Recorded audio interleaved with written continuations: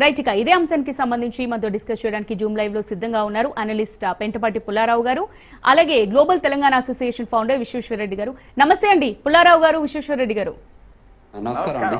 Right, Pentapati Pullarao గారు, మీరు చెప్పండి. అమెరికా అయితే స్పష్టంగా చెప్తోంది, ఈ దేశంలోకి చదువుకోవడానికి వచ్చిన వాళ్ళు చదువుకోండి, ఉద్యోగాలు చేసుకోవడానికి వచ్చిన వాళ్ళు ఉద్యోగాలు చేసుకోండి, అంతేకాని అనవసర విషయాల్లో జోక్యం చేసుకోవద్దు అని. అంటే ఈ మాటలను ఏ విధంగా చూడొచ్చు అంటారు? ఎందుకు జోక్యం చేసుకోవద్దని అమెరికా చెప్తుందంటారు? ఇప్పుడు ఇది కొత్త లా ఏం కాదు, ఎప్పటి నుంచి ఉన్నది. వాళ్ళు చాలా టాలరెంట్ గా ఉన్నారు చాలా సార్లు అమెరికా. ఒకనప్పటి స్టూడెంట్స్ ఇక్కడి నుంచి వెళ్ళిన వాళ్ళు కూడా అక్కడ వియట్నాం వార్ ప్రొటెస్ట్ ఏదో చేసేవారు. కానీ గత కొన్ని సంవత్సరాలు బట్టి మళ్ళీ హైపర్ యాక్టివ్ అయిపోయారు ఈ ఇజ్రాయెల్ విషయాల్లో, కొన్ని విషయాల్లో వెళ్ళిన స్టూడెంట్స్. ఇప్పుడు ప్రస్తుతంగా మనం మాట్లాడేది రజనీ శ్రీనివాస్ ఉంది. ఎస్, స్టూడెంట్ వీసా మీద వెళ్ళింది, హమాస్ ని సపోర్ట్ చేస్తుంది, దాంట్లో రిస్క్ ఉన్నదని ఆమెకు తెలుసు. యూనివర్సిటీని మూసేసింది. ఒకనప్పుడు ఏమన్నారంటే యూనివర్సిటీకి పోలీస్ సెంటర్ అవ్వకూడదని, పోలీస్ సెంటర్ అవ్వకూడదని కొన్ని పాలసీలు ఉంది. కానీ అన్ని మారిపోయినాయి పరిస్థితులు బట్టి. నేను అనుకుంటున్నా మన విశ్వేశ్వరరెడ్డి గారికి కొట్టే కొండొచ్చు, ఆయన అక్కడి నుంచి వచ్చారు కాబట్టి.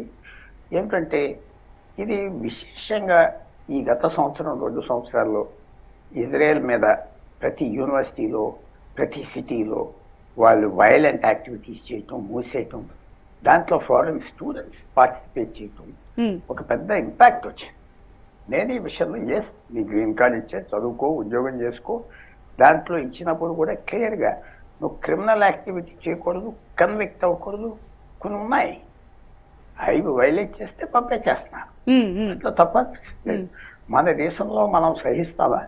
ఎన్నో స్టూడెంట్స్ ఉన్నారు భారతదేశంలో, ఆఫ్రికా నుంచి, మిడిల్ ఈస్ట్ నుంచి లక్షల మంది ఉన్నారు భారతదేశం.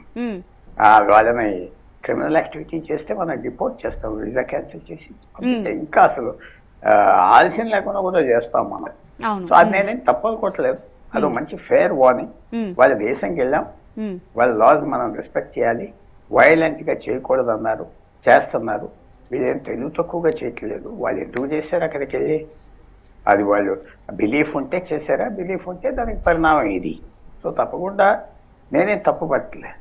స్పష్టంగా వైస్ ప్రెసిడెంట్ జేడీ వ్యాన్స్ ఆయన ఎక్కువ దీని మీద మాట్లాడాడు 24 గంటల క్రితం.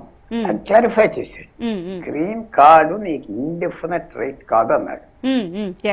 ఇండెఫినెట్ అంటే అది నీకు సిటిజన్షిప్ కాదన్నాడు. మీకు పర్మనెంట్ రెసిడెన్సీ అంటాం కానీ, అంటే పర్మనెంట్ రెసిడెన్సీ అంటే నువ్వు ఎల్లకాలం ఉండటానికి ఇండెఫినెట్ కాదన్నాడు. క్లారిఫై చేశాడు. ఈ కాంటెక్స్ట్ లో, ఏ కాంటెక్స్ట్ లో ఈ వైలెంట్ యాక్టివిటీస్, క్రిమినల్ యాక్టివిటీస్ వాళ్ళ గవర్నమెంట్ వ్యతిరేకంగా, ఇజ్రాయెల్కి వ్యతిరేకంగా, అన్నిటికైతే ముఖ్యం హమాస్ అనే ఆర్గనైజేషన్ టెర్రరిస్ట్ ఆర్గనైజేషన్ అని వాళ్ళు అమెరికన్ గవర్నమెంట్ ఐడెంటిఫై చేసి అనౌన్స్ చేశాక నువ్వు వాళ్ళని సపోర్ట్ చేస్తున్నావా అని చేశారు. సో ఇది నేను తప్పనుకోవట్లేదు. ఎవరన్నా ఒకసారి వార్నింగ్ ఇచ్చినా వీళ్ళు తగ్గలేదని కూడా ఉన్నది. వీళ్ళే లీడర్షిప్ తీసుకున్నారు, చేశారు, మంచి పబ్లిసిటీ వచ్చింది, ఆ పబ్లిసిటీతో ఎంజాయ్ చేశారు, పరిణామాలు ఆఖరికి వచ్చింది. Yes, okay. విశ్వేశ్వరరెడ్డి గారు, మరి మీరేం చెప్తారు దీనికి సంబంధించి? ఇప్పుడు అమెరికా అనవసర విషయాల్లో జోక్యం చేసుకోవద్దు అని చెప్పడాన్ని మీరే విధంగా చూస్తారు? పుల్లారావు గారు అయితే చెప్పారు, ఇప్పుడు మన దేశమైనా అలాగే చేస్తుంది, మన మిత్ర దేశాలకు హాని కలిగించే విధంగా ఎవరైనా ఇక్కడ వేరే దేశ విద్యార్థులు బిహేవ్ చేస్తే మనమైనా అలాగే చేస్తాం. సో అమెరికా అధ్యక్షుడు చేసిన దాంట్లో తప్పేం అనిపించట్లేదు అని చెప్పేసి అన్నారు. మరి మీరేమంటారు విశ్వేశ్వరరెడ్డి గారు? తప్పకుండా పుల్లారావు గారు అంటే యుఎస్ ఇమిగ్రేషన్ లా టిపికల్ గా ఎలా ఉంటుందంటే లీగల్ ఇమిగ్రేషన్, ఇల్లీగల్ ఇమిగ్రేషన్. ఇట్లో ఎవరైతే వెళ్ళి అక్కడ సెటిల్ అయ్యారో వాళ్ళని డిపోర్ట్ చేస్తుంటుంది. దానికి ఇమిగ్రేషన్ నేషనాలిటీ యాక్ట్ రూల్స్ లో వయలేషన్స్ ఏమి ఉంటే ఆ బేస్డ్ దాని మీద పంపిస్తుంటారు. స్టూడెంట్సే కానివ్వండి, H1B స్టూడెంట్సే కానివ్వండి, విజిటర్ వీసా రూపకంగా వచ్చిన వాళ్ళు కానివ్వండి. కాకుండా మన వాళ్ళు ఆ స్టేటస్ లో ఏ రకమైన వయలేషన్స్ ఉన్నా కూడా, ఒకవేళ స్టేటస్ వయలేషన్స్ లో వాళ్ళది కంటిన్యూటీ ఆఫ్ స్టేటస్ లేకపోతే ఒక రకమైన పంపడం జరుగుతుంది. ఇప్పుడు ఇక్కడ ప్రత్యేకంగా జరిగింది ఏంటంటే, మనకున్న ఇన్ఫర్మేషన్ ప్రకారం ఇమిగ్రేషన్ నేషనల్ యాక్ట్ వాళ్ళు ఏదైనా బెనిఫిట్ ఇష్యూ చేసే ముందు తప్పకుండా వాళ్ళు ఏం చేస్తారంటే ఒక ఆస్ట్రిక్ ఉంటుంది, అందులో మీరు కంట్రీ ఇంట్రెస్ట్ లో department of homeland security department ఈ కంట్రీకి సేఫ్టీ సెక్యూరిటీ దీనికి పరిమితికి లోబడి ఉంటే మీరు ఉండొచ్చు కంట్రీలో. ఈ పరిమితికి లోబడి మీరు ఏవైనా యాక్టివిటీ చేస్తే మీకు తప్పకుండా మీరు H1B మీద ఉండండి, మీరు గ్రీన్ కార్డ్ మీద ఉండండి, మీరు న్యాచురలైజేషన్ సిటిజన్షిప్ మీద ఉండండి. అంటే బై బర్త్ సిటిజన్షిప్ అయితే తప్ప న్యాచురలైజేషన్ సిటిజన్షిప్ అనేది కూడా మనకి గ్రీన్ కార్డ్ తర్వాత ఒక 5 ఏళ్ల తర్వాత వస్తుంది. ఒకవేళ వయలేట్ చేసి క్రిమినల్ యాక్టివిటీ సివియర్ గా కానీ టెర్రరిజం యాక్టివిటీ మేజర్ గా కానీ గ్రూప్ లో ఉండడం కానీ జరిగి ఉంటే తప్పకుండా వాళ్ళు డిపార్ట్మెంట్ ఆఫ్ హోమ్లాండ్ సెక్యూరిటీ కానీ USCIS కానీ డిపార్ట్మెంట్ల నుండి వాళ్ళకి ఆ కమ్యూనికేషన్ వెళ్తుంది, అదే విధంగా డిపోర్టేషన్ కూడా జరుగుతుంది. ఇందులో ఒక సెకండ్ థాట్ ఉండదు.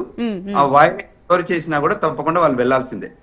సో ఈ మధ్య మనకు జరుగుతున్న మోర్ డిపోర్టేషన్స్ ఎక్కడ జరుగుతుందంటే F1 స్టూడెంట్ వచ్చిన వాళ్ళు చాలా మంది పోర్ట్ ఆఫ్ లోకి వచ్చింది, లోపలికి వచ్చాక వాళ్ళు స్టూడెంట్ కాకుండా వాళ్ళు ఎక్కడైతే వర్క్ చేస్తున్నారో, పార్ట్ టైం జాబ్ చేస్తున్నారో, grocery store, liquor store, gas station, ఇంకేదో రూపకంగా పనిచేస్తుంటే అది ఎడ్యుకేషన్ లాస్ కి వ్యతిరేకంగా వాళ్ళు వర్క్ చేస్తున్నారు కాబట్టి వాళ్ళని డిపోర్ట్ చేస్తున్నారు.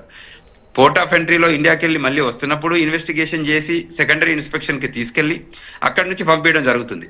అదే విధంగా H1Bలో ఓవర్ స్టే చేయడం కానీ, H1Bలో వర్క్ లేకపోవడం కానీ, H1Bలో సైట్ ఆడిట్ లో ఫెయిల్ కావడం కానీ, ఇంటెంట్ టు డినై చేసిన దాని తర్వాత అక్కడ ఉన్న వాళ్ళని కూడా H1B ప్రోగ్రామ్ లో బయటికి వెళ్ళి లోపలికి వస్తుంటే కూడా వాళ్ళు ఇన్వెస్టిగేషన్ చేసి డిపోర్టేషన్ జరుగుతుంది. తర్వాత విజిటర్ వీసా రూపకంగా మన వాళ్ళు B1 B2 రూపకంగా వచ్చిన వాళ్ళు కూడా చాలా మంది ఉన్నారు. అందులో కూడా వాళ్ళు వయలేషన్ చేసిన వాళ్ళందరినీ కూడా డిపోర్టేషన్ జరుగుతుంది. సో డిపోర్టేషన్ అనేది అయితే కామన్, కాకపోతే ఏ మాత్రం వయలేషన్ చేసిన దాన్ని బట్టి ఉంటుంది. కొంచెం మేజర్ వయలేషన్ చేస్తే వాళ్ళని జైలుకు పంపించి జైల్లో ఇంప్రిజన్మెంట్ తీసుకున్న తర్వాత కూడా మళ్ళీ డిపోర్టేషన్ జరుగుతుంది. సో డిపోర్టేషన్ అనేది ఫైనల్. సో ఒకవేళ వయలేషన్ సీరియస్నెస్ ని బట్టి ఓన్లీ ఫర్ కరెక్షనల్ అయితే పంపించేస్తున్నారు. మొన్న ఈ మధ్య ఒక స్టూడెంట్ బాస్టన్లో చదువుకుంటూ కొంచెం స్టేటస్ ని కరెక్ట్ చేసుకోవడం కోసం హ్యూస్టన్ కు ఫ్లై అయ్యి హ్యూస్టన్ నుంచి మెక్సికో బార్డర్ ద్వారా వెళ్ళి మళ్ళీ బ్యాక్ రావడానికి ప్రయత్నించాడు. ఆ ప్రయత్నంలో భాగంగా వాళ్ళకి ఎక్కడైతే CBP ఆఫీస్ ఉంటుందో ఆ ఆఫీస్ లో ఆయనని ఇన్వెస్టిగేషన్ చేసి ఈవినింగ్ 5 o'clock రిపోర్ట్ చేస్తే నెక్స్ట్ డే మధ్యాహ్నం దాన్ని ఆ కేసుని జైలుకి రెఫర్ చేశారు, కరెక్షనల్ ఫెసిలిటీకి పంపించారు. ఆయనను 77 days జైల్లో ఉన్నాడు అబ్బాయి. ఓకే.